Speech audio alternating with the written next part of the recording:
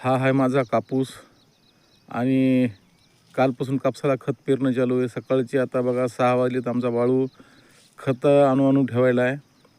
काल 1-2 एकर पेरणं झालं कापसाचं आणि आता त्याची पेरण्याची सुरुवात करायला लागलेलं आहे.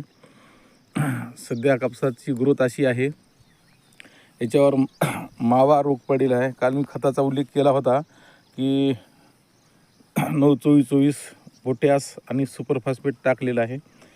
पेरणी म्हणजे सरत्यानं पेरलं खत याला. आणि कापसाबद्दल जर म्हणायचं झालं तर ज्यावेळेस नॉन बीटी होता त्यावेळेस एकरी मी 18 क्विंटलपर्यंत हायेस्ट उत्पादन घेतलेलं आहे. पण ज्यावेळेसपासून बीटी सुरू झाला कापूस तर त्यावेळेसपासून मला हायेस्ट 12च्या वरी काय गेलेलं नाही आणि सर्वसाधारण ॲव्हरेजमध्ये 9 ते 10चा उतार आलेला आहे. आणि कापसाचा दर जर बघितला तर 7-7.5 यंदा 400-500 रुपये वाढ झालेली आहे, पण ती भेटेपर्यंत काही नाही. दुसरी गोष्ट अशी की सध्या कापसावर मवा रोगाचा प्रादुर्भाव आहे. पानं असे कोकड्या झालेले आहेत बघा. हा पानं असे खाली वाकून पडले, याच्यात मवा आहे. याला मी टाटा मिडा फवारणार आहे. आणि कापूस एकरी समजा 9 ते 10 क्विंटल जर धरला तर 70-75 हजाराचं उत्पादन होते.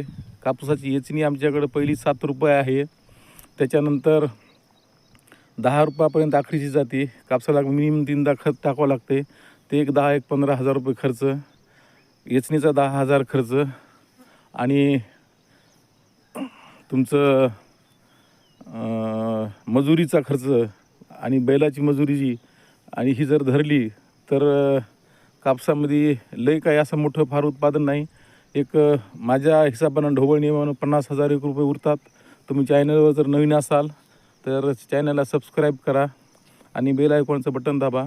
तुम्हाला अशीच कापसाबद्दल सगळ्या शेतीबद्दल माहिती मिळतील.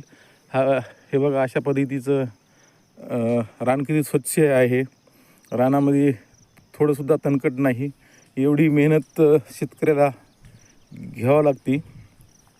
आणि सकाळचे 6 वाजले तरी आता तिथे आमचा मुलगा बाळू कामाला लागलेला आहे.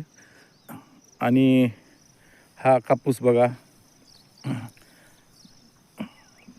म्हणजे